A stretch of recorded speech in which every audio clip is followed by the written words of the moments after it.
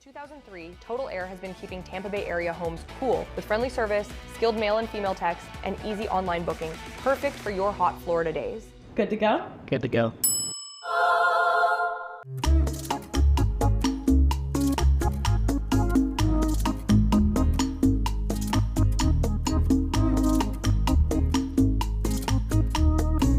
Total Air, cool responsibly. When your power goes out, remember just how inconvenient your life can be.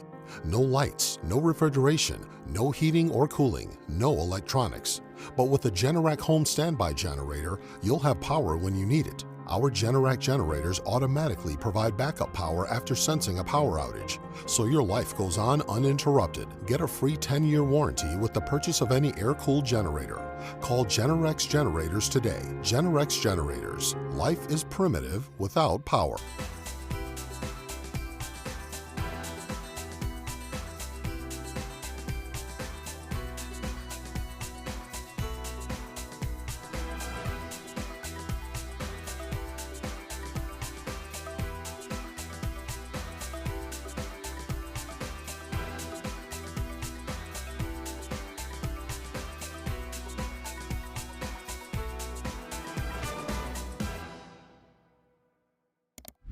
Streaming from the Tampa Bay 28 Weather Center in Studio A, this is Dennis Phillips Live.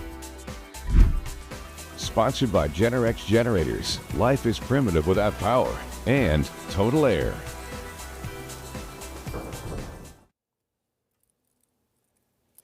How you doing, everybody? It is a Monday night edition of Dennis Phillips Live. Thank you very much for stopping by. Man, yesterday, and again, I witnessed this from afar. You may have, if you followed me on Facebook, you may have noticed my daughter, we were up in New York, and so she has had a crush on this actor who is in the play Just in Time. I think his name's Jeremy Jordan. I think that was it, but I forget, because I had not seen Newsies, and apparently he was in Newsies. But Just in Time is a play about Bobby Darin, the life of Bobby Darin. And there is at the end of the show, there's an encore, and he sings another song. By the way, this guy's got an amazing voice, as you would expect. He's on Broadway, duh. And anyway, he goes out into the audience and picks somebody to dance with, and they actually get to sing a little, like one line of that song. So anyway, my daughter was strategically located in a spot to possibly be picked. So as he is walking off the stage, he's like, who am I going to do? And he hadn't got those words out of his mouth when my daughter just stood up. So she was not going to be denied.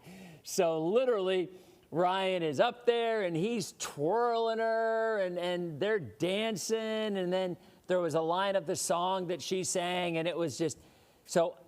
What a amazing day for her in general. And it was a great time. And then went to a place, by the way, this place was really cool. I can't remember the name of it. If you go to New York and you're big in Broadway or you're big in theater, it's like the Starlight Cafe where the waitresses sing. It's called Gale's something. I can't remember. Forgive me, but if you Google Gale's whatever, it'll probably show up. And they have same thing. And by the way, major faux pas on my part. I knew nothing about the place, right? It was a restaurant. The people sing, and it's pretty fun. But I did not know. I thought it was just people who were looking to get into the business, right? People who are actually, they don't have a job working on Broadway or anything yet. They're just trying to find their break, right? That's what I thought it was. So our waitress walks up, and she goes, and she introduced herself, and I said, oh, so are you an aspiring Broadway actress? And she looked at me with fire in her eyes, and she's like, no, I am a Broadway actress. And I'm like, oh, dang, all right. I'm sorry. No, professional, not Broadway, professional. I said, are you an aspiring professional theater actress? And she's like, no, I am a professional. I'm like, okay. I'll just order the French fries and I'll shut up from now on. Holy cow. But It was a very fun day because, yet again, they're singing a song, and it was from the musical Six, where Ryan loves that. It's about the wives of Henry VIII. And anyway, she's singing along, and the waitress comes over with her microphone, and she starts and has her sing along with her. So what a glorious weekend it was. And then y'all had rain, which in a sense was a glorious weekend for us too, because we desperately needed the rain. So anyway, we got more coming. So we got a lot going on tonight on DPL. We're going to talk tropics. And by the way, Sandra, I noticed she mentioned it. She's like, oh, so now we have commercials in the intro. Sandra, we've had commercials in the intro for a long, long time. So hopefully you'll make it back a little more often, because we've had it for a while. And, you know, they do pay the bills. It is one of those things. It's part of the whole process. We get advertisers, we get our sponsors who we love, and that allows me to sit here with my hoodie and talk to you all about whatever we want to talk about in the day. So anyway, let's go ahead. And what we're going to talk about next segment. So remember, whenever there's an astronomical event, we have our friends from MOSI who come in. We've talked about solar eclipses. We've talked about lunar eclipses. Well, she's here to talk about a giant new telescope that's going to be going up Sunday. And we're going to talk about that and maybe what advantages and what we'll be able to see with this telescope that we have not been able to see with other telescopes. So that's coming up in the next segment. But let's do some hellos. How y'all doing? Mary, good to see you. Debbie, nice to see you. Yep, hoodie and socks. You are correct. I got the hoodie on and I got the socks on. A lot of people don't know the story, or they care about the story, but I'll tell you anyway. So the whole socks thing, all right, when COVID came in and obviously shut down so much, I was in the studio. I was here along with maybe 4 or 5 other people, and there were no managers at all. And I just kind of started walking around with my socks on because there was no managers, and you know, when the cat's away, the mice will play kind of thing. And then, you know, when people started coming back, it kind of stuck a little bit, I guess. And maybe they're like, it's Dennis. He's the old guy. I mean, he probably forgot to put his shoes on anyway. So they just let me get away with it. Unless there's people around, and then, you know, I'll throw my socks on. But for DPL, you know, we keep it casual, right? We keep it casual. Peggy, how you doing? Nice to see you. Blake in Spring Hill, as always, nice to see you. Thank you, Lynn. I appreciate it. Yeah, there were some folks who did lose power. There absolutely were. So here's what I want to do. We're going to quickly jump into the forecast, as quickly as I can, and talk a little bit about what's going on out there right now. With the rain is moving inland, as we continued to see most of today. The air was drier aloft today than it has been the last few days, so drier air, less rain. I mean, that's pretty obvious, right? Carolwood's in the house. How you doing, Bob? Good to see you. That is correct, Michael. The Roman Space Telescope on a Falcon Heavy. Is that correct? Yep, I just got a thumbs up. So you are familiar. I was not, but I will be, and you will be after this show is complete. We will know all there is to know about the Roman Space Telescope, and it's kind of an interesting story. Jocelyn, my producer/handler, informed me that it is a very interesting story. I have not heard it yet, so we'll learn together. Temperatures right now in the 80s, highs today upper 80s to lower 90s. Man, how about that rain? Did y'all get... Rarely do you ever hear me use the word washout in our area, unless there's a hurricane nearby. But man, we had a washout yesterday, right? 84 right now, mostly cloudy, dew point in the mid-70s. Cool sky there, looking out to the west. 88 the high, 3 degrees below average, the morning low at 77. And there it is. Savannah's in the house. How you doing, Savannah? Marie? And Sandra, you did not get rain yesterday. That's unfortunate. Plantation's in the house. Kevin, good to see you as well. Did you guys know today's the 34th anniversary of Hurricane Andrew? When I see Plantation, it came to mind. 34 years ago, Hurricane Andrew, Cat 5, barreled into South Florida. And the tropics are still extremely quiet out there right now. Tomorrow, we will see some rain along the coast in the early morning hours. Allie, who filled in for me, amazingly as always, on Friday, is in for Greg tomorrow. Greg's off. His mom's in town, so he's just kind of hanging with Mom. And Jody's like, great rain yesterday. Peggy's like, what rain? And that's typical Florida, right? So tomorrow we will see some morning showers along the coast. They will push inland, but still coverage. I think tomorrow will be a little bit better than today, but less than yesterday. All right? And then Wednesday, we start to see more of a southerly flow return.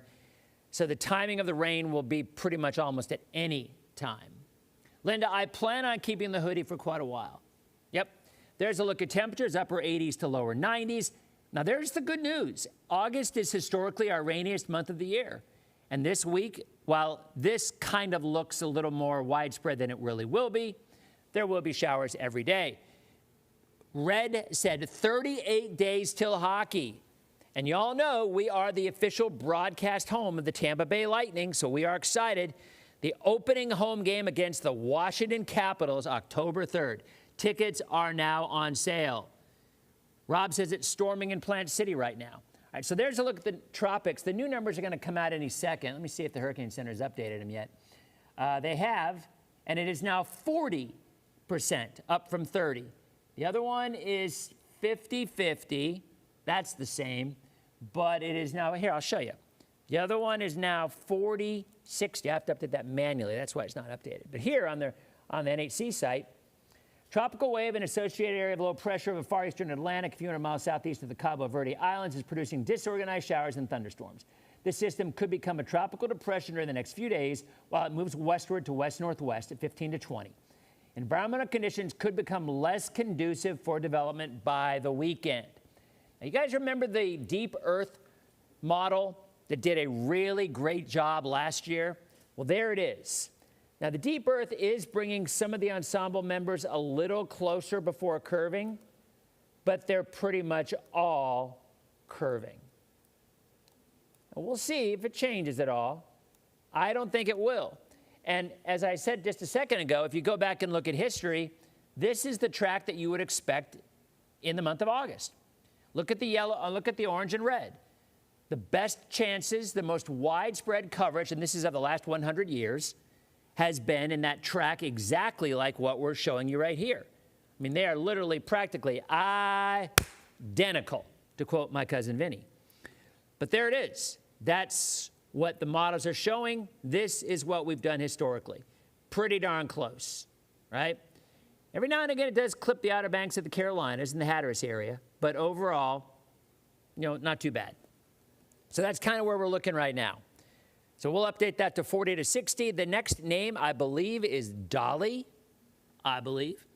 Red wants to know if I'm going to go live at any of the Lightning games. Oh, you know I will. They will have me out there because it's a lot of fun.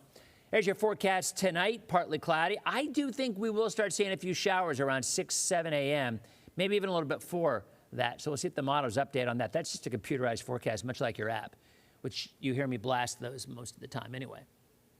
Marie said, I was told to watch this channel new to the south. Well, you know what? I love that. So, along with me, Marie, if you're watching on Facebook or if you're watching on TV, which we are on the spot, which is 17 on cable, on most cables, everybody welcome Marie. We love it when we have new folks, and we love it when folks up north hear about us and come down to this area and watch us. So everybody welcome Marie. Marie, welcome. All right, so let's go back and look at what's going on with the forecast for the boaters. Water temperature 88 degrees, southwest winds tomorrow 5 to 10 knots. It'll be smooth on the bay, except, of course, in those thunderstorms in the morning hours. And there's a look at the 7-day. Let's take it full so you can see it better. High temperatures, upper 80s to lower 90s. Morning lows, upper 70s to around 80 degrees. By the end of the week, I think we see more of a southeast wind, and that means more of a return of sunny mornings, sunny afternoons, and the storms later on in the day. But again, in terms of the tropics, things are getting a little more active. Coming up after our guest, we'll take a final look at some of the new computer runs. But in 90 seconds, we'll be back to talk about the rocket launch, the new telescope, how it happened, and a lunar eclipse coming up as DPL continues. Okay, we are in break. Bring the chair over. You can come right on over, and I will hold the chair because it slides on people when they try to jump in. And you guys remember, your mic's on. There you go. You're good. Let me make sure that your mic is still on. Yep, you're good. All right, I'll scoot you right here. Perfect. I'll be right here. Tell everybody who you are again. Hi, everybody. Dr. McKenna Wood, Planetarium Director over at the Saunders Planetarium at MOSI. Awesome. Thank you very much. They remember you because you've been on like at least 4 or 5 times, I think. Over the years. Yeah. And how long have you been with MOSI? About 1.5 years now, ever since we opened the planetarium. Which is awesome. I have a story. I don't have time to tell it on TV. Actually, maybe I do. We're not on TV for 30 seconds. Well, I was in 8th grade, and we had a planetarium in our middle school. It's really cool. So anyway, the lights were out, and the teacher had a question. I answered it. My voice had not changed yet, and so I answered it, and the professor goes, "Oh, she said this," and everybody laughed like crazy. And then he stopped, and he goes, "Well, what's so funny? She had a great question." Ha! Everybody. 8th grade. I still remember that just terribly. But I can't remember what the question was. I was always about astronomy. I always thought it was either meteorology or astronomy. Those are my 2 passions. All right, we're back in 3, 2. How you doing, everybody? Back to Dennis Phillips Live. If you're watching on the spot, I just shared one of my moments of embarrassment from 8th grade in a planetarium. My middle school actually had a planetarium, which is pretty rare for a middle school to have a planetarium. By the way, for the folks on TV, Doctor, please introduce yourself. If you're new to DPL, you may not know. This is our MOSI expert. So say hi to everybody. Hi, everybody. Dr. McKenna Wood. I'm the director over at the Saunders Planetarium at MOSI. So, Doctor, thanks for coming up. We've had you on when we've talked about lunar eclipses, about solar eclipses, about meteor showers. Now, before we get into the telescope, there is another lunar eclipse coming up this week, yes? Yeah, Thursday night into Friday morning, we've got it's a partial lunar eclipse, but it's about 93% from here in Tampa, so it's pretty close to a total lunar eclipse. And what time is that going to be? It starts around 9:20, but the maximum, the best blood moon experience is going to be at 12 minutes after midnight, so 12:12. And what is it that, because we often hear about that, the moon turns red, and what causes that? Yeah, so that's actually a result of the light that we're seeing on the moon during a lunar eclipse right then is actually reflected from the Earth. It's not coming directly from the sun. The Earth is blocking the sun's light. And so what we're seeing on the moon is what we call Earth shine. It's light that comes from the Earth. And because it's coming through the Earth's atmosphere on its way to the moon, it turns red because there's a lot of air for it to travel through, so it spreads out a little bit as it does, and it turns it red. That's the same reason that we see red sunsets or sunrises here on Earth as well. And it's worth noting, and a lot of people ask me this question, "Oh, no, it's an eclipse. I can't look at it with my naked eye." Lunar eclipses are totally safe. The only time you want to avoid looking at it with the naked eye is a solar eclipse. You should never look at the sun with your naked eyes. Although I will be honest, I did a road trip to South Carolina when we had the total eclipse, 5, 6 years ago. I can't remember how, maybe it was even longer than that. A little bit more than that, yeah. Yeah, but we did a road trip. And let me tell you guys, have you ever seen a total solar eclipse? Did. It is, you cannot explain it. It is an emotional thing. I don't know why. I tell this to people, like there's something, you get really emotional, and I don't know why. That's not with lunar eclipses. They're cool and all, but I didn't have the same kind of response. No. And I know that there's so I don't think I'll be able to do it, but next year there is a total solar eclipse in Egypt. And it's apparently going to be the longest moment of totality, like 6 or 7 or 8 minutes. Yeah, rather. it's really, really long. Most total solar eclipses is only like 1 or 2 minutes. The one in Spain and Iceland last week was only, or 2 weeks ago, was only 1.5 minutes long. And the one in Egypt next year will be, 7 or 8 minutes. It's going to be super long. Can you imagine going in at the pyramids and seeing a total solar eclipse? I mean, that's like when the whole mummy thing happens and things rise from the dead, I swear. And I really thought about doing it because I was so struck by that solar eclipse that I thought about doing it. I don't know if I'm going to have a chance to do it, but it isn't. So anyway, the one this week is not like that. It's a lunar eclipse, but you can still check it out. You said totality or near totality. It's just after midnight? Just after midnight, yep. Okay. But you're here today to talk about the new telescope. And let's go ahead, I'm going to take some video so you can kind of tell people what they're looking at here. Yeah, so this is a video of the telescope in preparation, right? So it hasn't launched yet. It's still here on Earth, but this is a space telescope, and we're going to send it up into space on Sunday. So this is showing some of the preparations as the scientists are getting ready to send it up. And you can see all those scientists, they're in clean suits because you want everything to be super clean, right? We don't want any dust or dirt or anything unnecessary in the telescope because that might occlude the view once we actually get it up there working. So everything has to be super clean and perfectly ready. And that is Dr. Nancy Grace Roman, who the telescope is named after. She was actually NASA's first chief astronomer. So back when they first made the division of astronomy, she was the first person to lead it. And her, big champion of space telescopes, she actually championed the Great Observatories program. And that includes like Hubble telescope, that everyone loves Hubble telescope, but it also includes a bunch of other space telescopes, like the Chandra X-ray Observatory and the Spitzer telescope. And so there's actually, the Great Observatories program covered all these different wavelengths of light.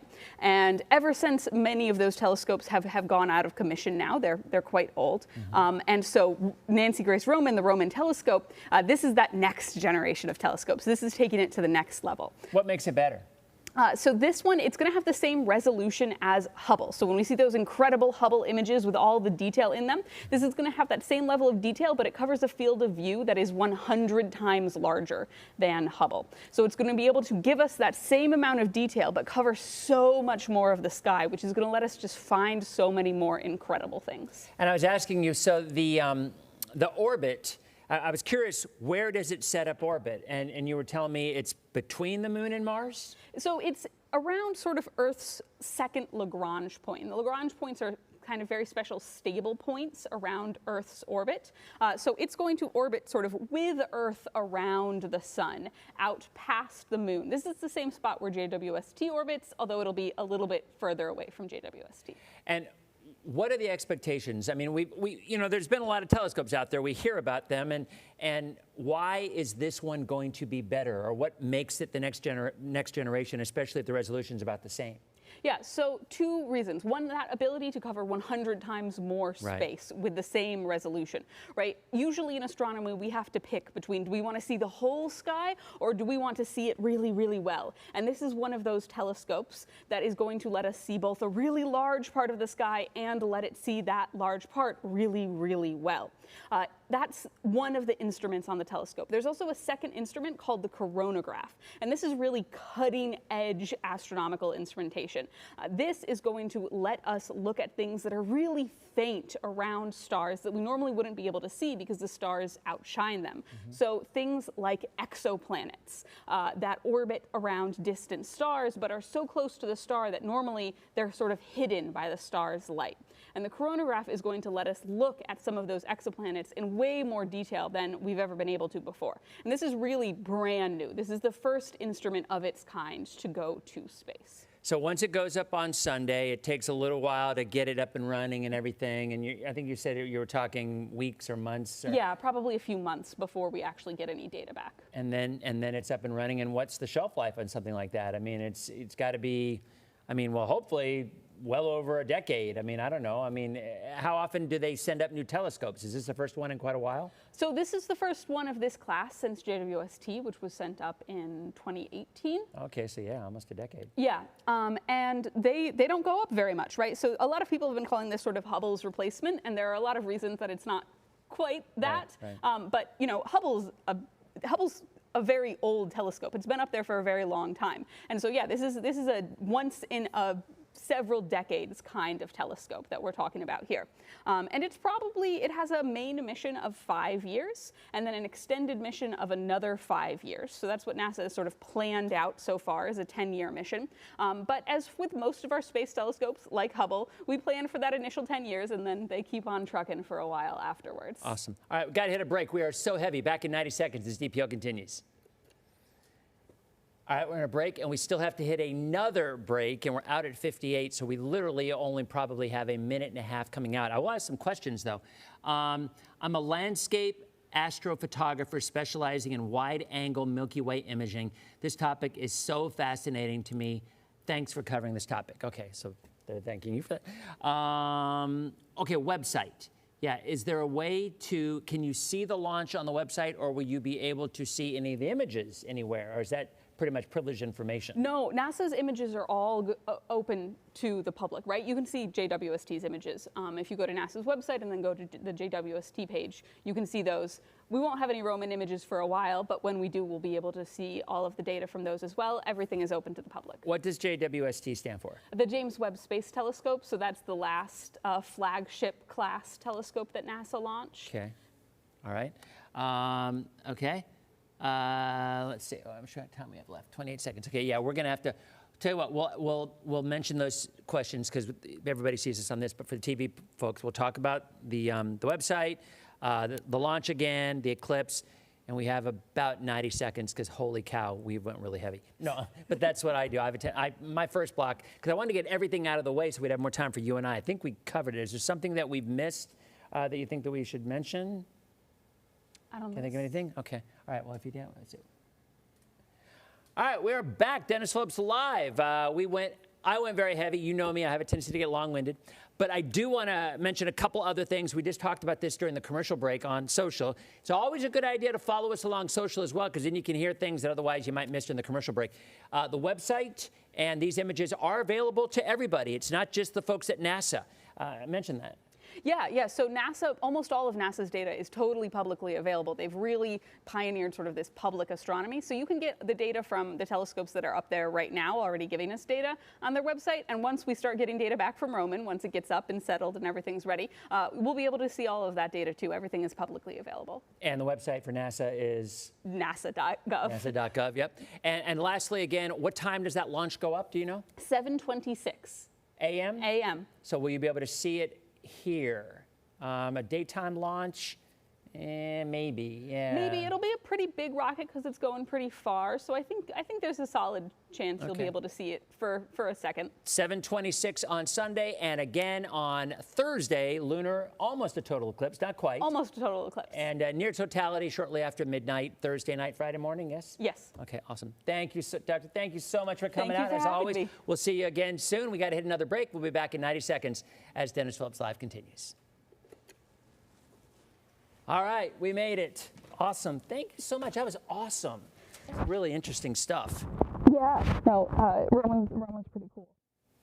So she was the first? The first chief astronomer. Not even the first female, the first chief. First. That's really cool. Yeah. When was that? Do you remember? The 60s and 70s. The 60s and 70s? Yeah. That's saying something for, to give that position. She was incredible, yeah. Yeah, she really pioneered Hubble and also all of the other great observatories, which, I mean, they made U.S. astronomy what it is today without those.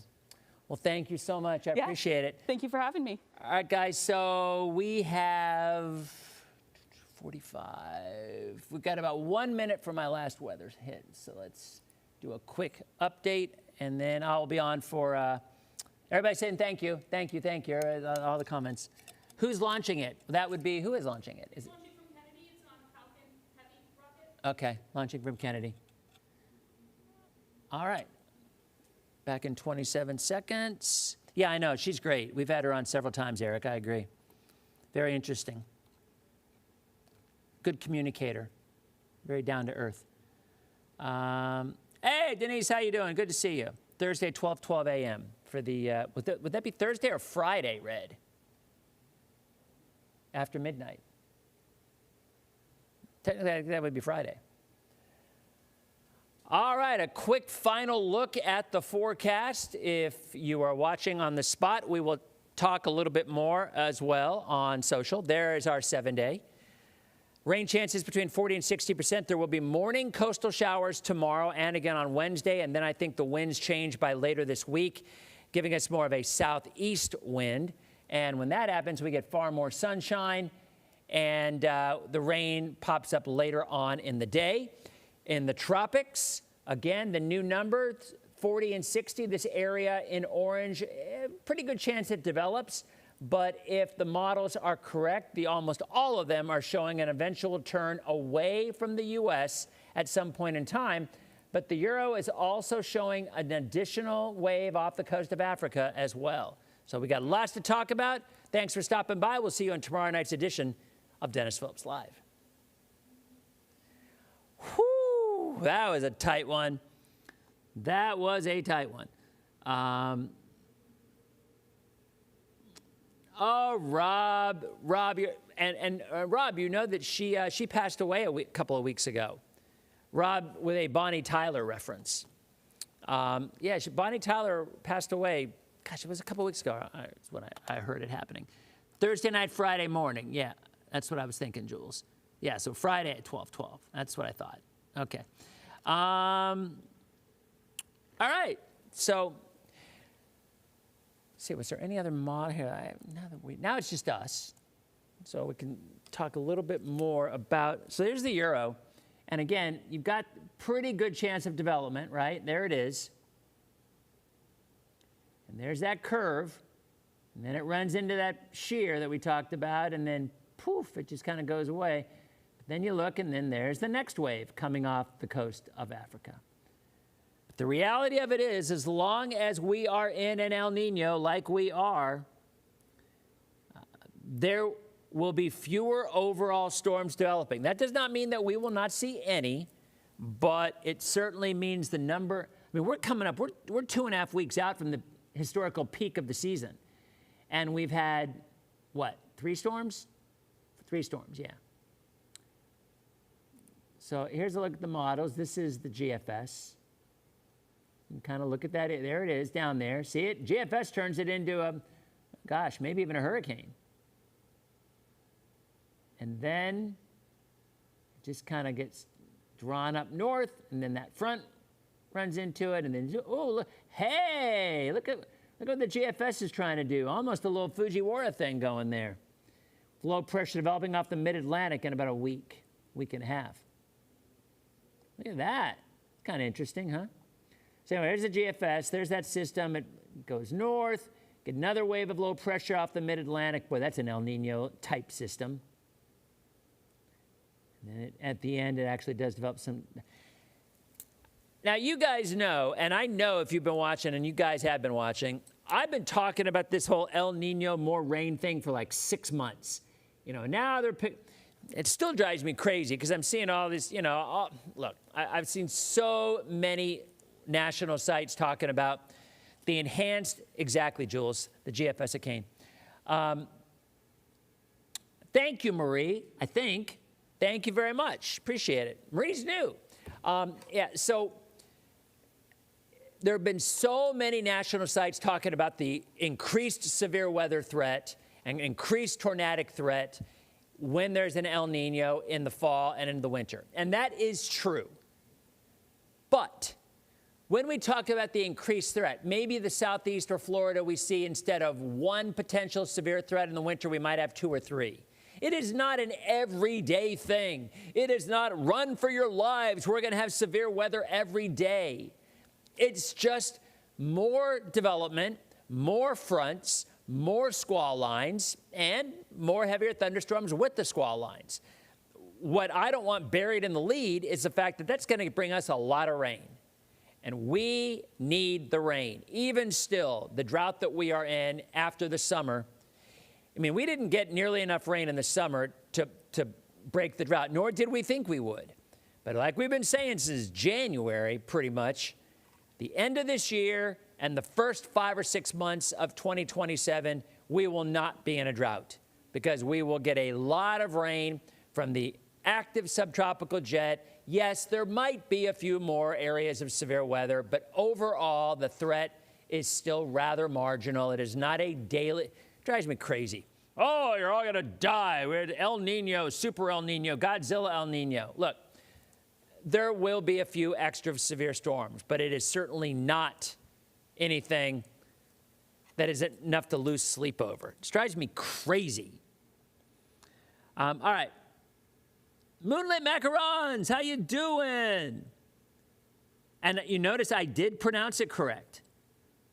We are not in trouble, B-dubs. All's good. All right. Anyway, that's a look at the GFS is, you know, turning this into a hurricane, and then it runs in, runs out. So it's gone. Here's the Euro. Euro also develops it, not nearly as strong. In fact, it's pretty much gone before it even makes it to the islands. And it's kind of hanging in. And then once it leaves the shear, then it could develop. And that's exactly what, now that is an interesting scenario, and let me explain why, all right?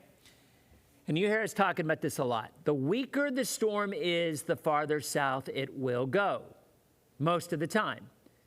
So if this were to stay weak, like the Euro is showing, it might go a little bit more south. Obviously, the farther south, the worse for the U.S. because it would take longer for it to curve.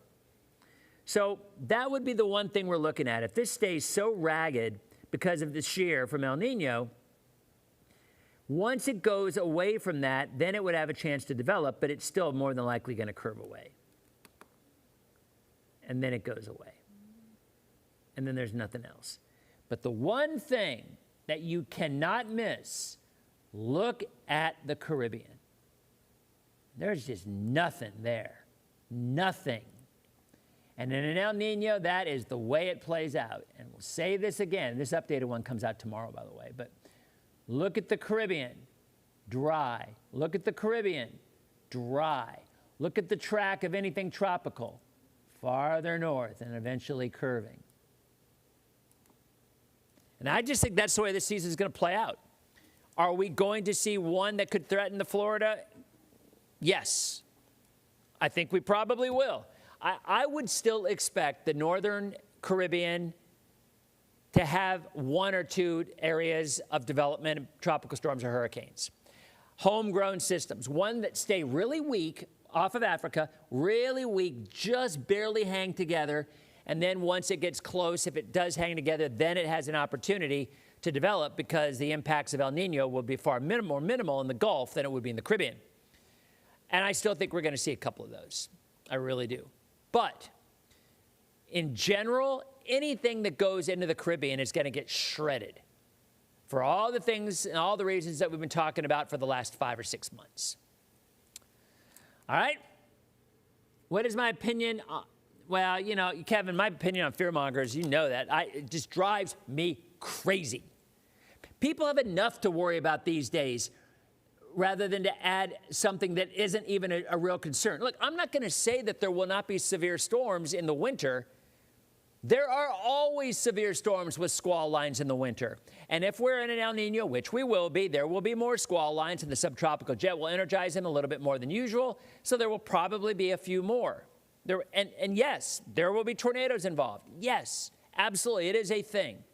But to make it sound like it is a widespread, every day, all the time kind of event, it's just ludicrous.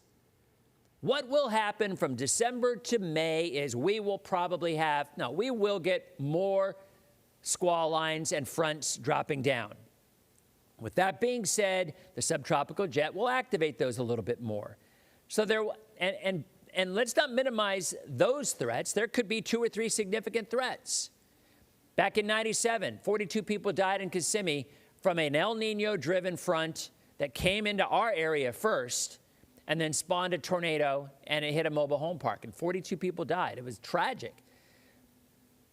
That can happen any time we get a tornado in the wintertime with a strong squall line. It doesn't have to be El Nino. But I'll say it again. We might, on any given winter, get 2 or 3 squall lines moved to our area, maybe 3 or 4. You get an El Nino, you might have 5 or 6. Significantly more, if you're hit by it, yes. But I think you get what I'm trying to say here. Don't freak out because you're hearing Godzilla El Nino or Super El Nino every other post on Facebook using scare tactics to get clicks. Drives me crazy. All right. Anyway.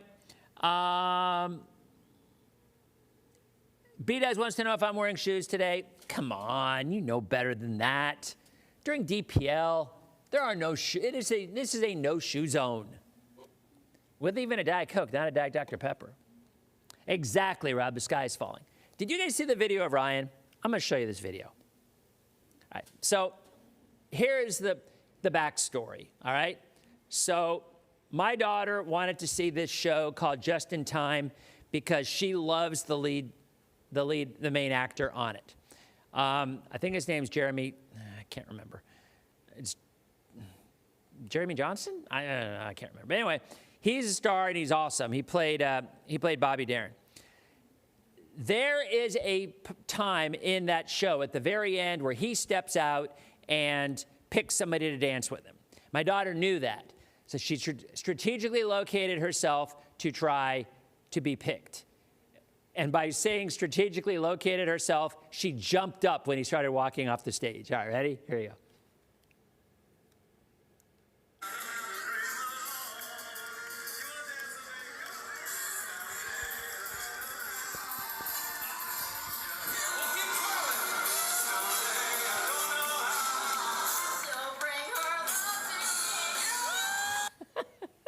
All right, play it again because you couldn't hear it the first time. All right, here we go.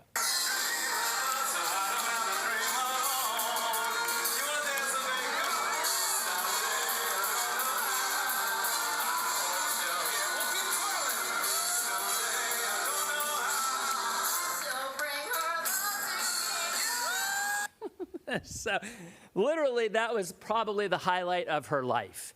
So, because she had such a, and by the way, Jonathan Groff had that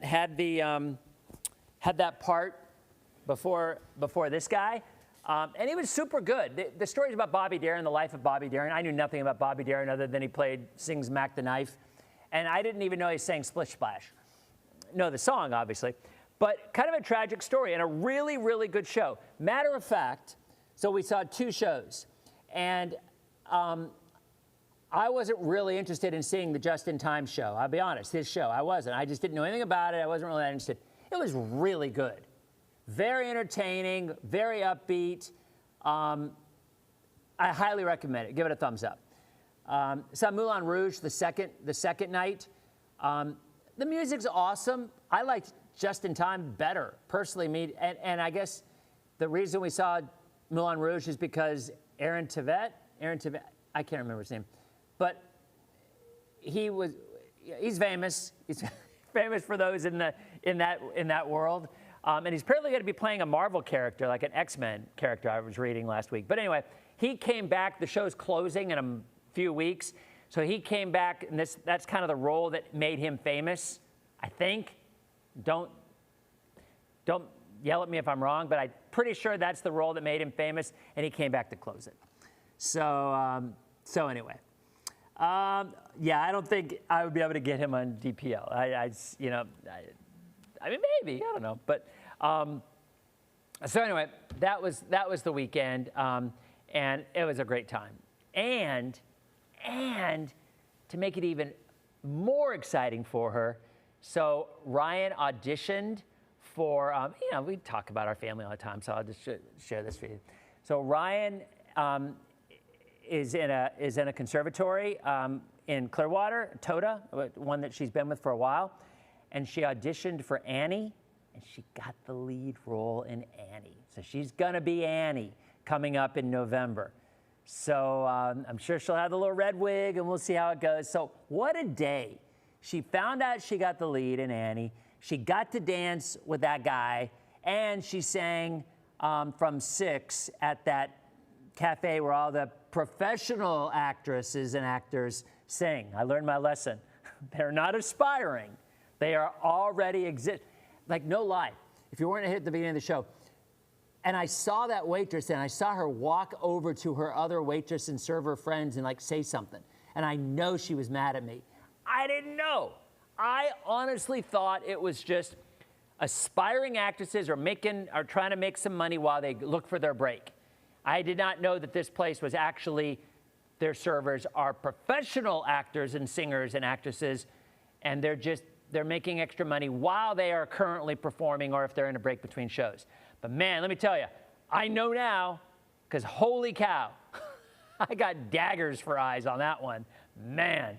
Anyway, all right, guys, I guess that's about it. Again, lunar eclipse Thursday night.